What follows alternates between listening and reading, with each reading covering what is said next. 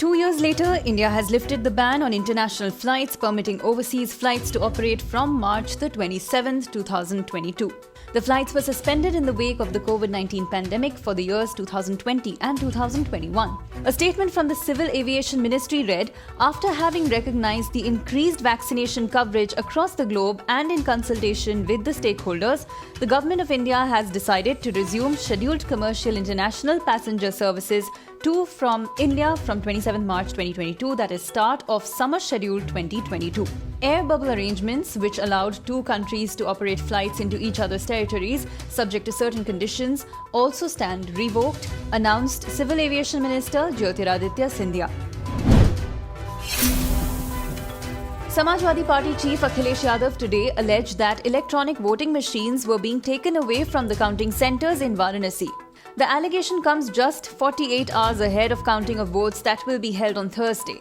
Samajwadi Party, which is the Bharatiya Janata Party's biggest challenger in UP, has claimed that it will win more than 300 seats in the state, where the BJP is hoping for another term in power led by Yogi Adityanath.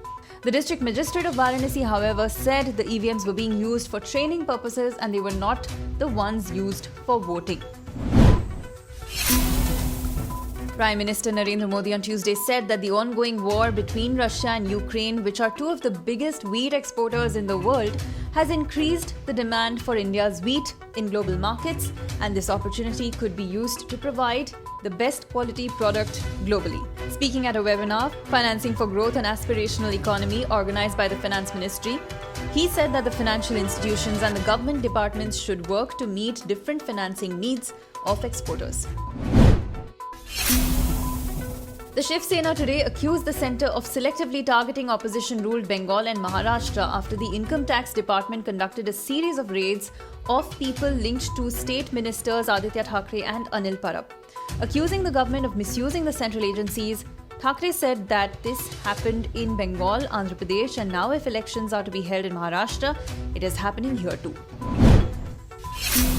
An equipment on board India's 2017 Chandrayaan-2 orbiter has made new observations about the distribution of an important gas in the moon's upper atmosphere, which can offer new insights into the lunar surroundings. New data from Chandra's Atmospheric Composition Explorer 2 mass spectrometer on Chandrayaan-2 show the distribution of argon-40 gas in the lunar exosphere beyond the areas this was known to exist, a statement from the Indian Space Research Organisation said.